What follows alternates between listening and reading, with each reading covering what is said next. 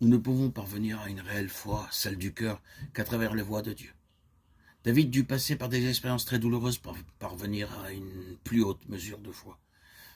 Il dut apprendre à se confier en Dieu seul et à crier à lui à travers ses détresses. La foi toute objective ne reste pas longtemps dans les difficultés. Tous ceux qui devinrent des hommes de foi furent des solitaires. Ils eurent à apprendre à être seuls avec Dieu, sans aucune aide ni secours. C'est ainsi que la foi de Dieu devient progressivement et uniquement la nôtre, quand nous acceptons de passer par les chemins et les voies de Dieu. Ainsi l'épreuve, c'est comme un feu qui élimine les scories. C'est un feu purificateur. C'est ainsi que les valeurs de Christ sont formées en nous. Je tourne constamment les yeux vers l'Éternel, car il fera sortir mes pieds du filet. Psaume 25, 15. Et par cette arme qui est la foi, nous devons vivre une vie de séparation.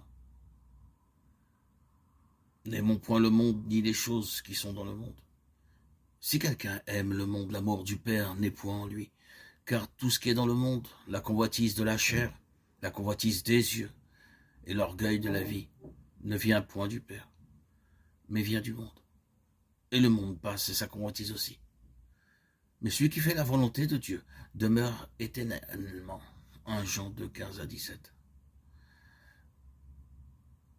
La pensée de Dieu, c'est que nous ne vivions plus pour nous-mêmes, mais pour Christ. C'est pourquoi nous sommes exhortés à nous séparer d'avec ce qui n'est pas en conformité avec la vie de Christ en nous. Sortez du milieu d'eux et séparez-vous, dit le Seigneur. Ne touchez pas à ce qui est impur et je vous accueillerai.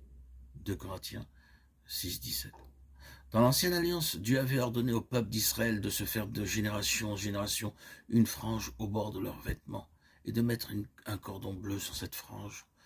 Livre des Nombres 15, 38.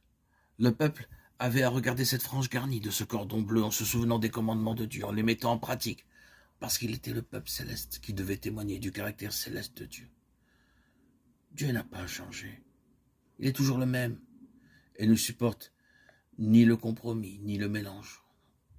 Aussi nous exhorte-t-il, ne vous conformez pas au siècle présent, Romains 12, 2.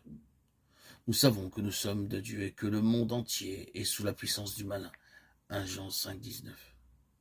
Si nous nous conformons au monde, nous serons vaincus. Nous ne devons pas ressembler aux gens de ce monde. Cependant, beaucoup de croyants font comme le monde, et cela dans bien des domaines de leur vie. Mode, habillement, loisirs, langage. De tels croyants ne peuvent avoir part à l'héritage des saints dans la lumière. Aujourd'hui, l'Église, dans une très large proportion, utilise les méthodes du monde.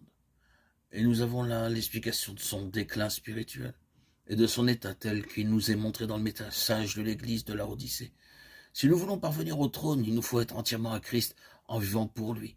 La déclaration du Seigneur est claire. Je leur ai donné ta parole et le monde les a haïs, parce qu'ils ne sont pas du monde, comme moi je ne suis pas du monde. Jean 17, 14. Ne vous conformez donc point au monde,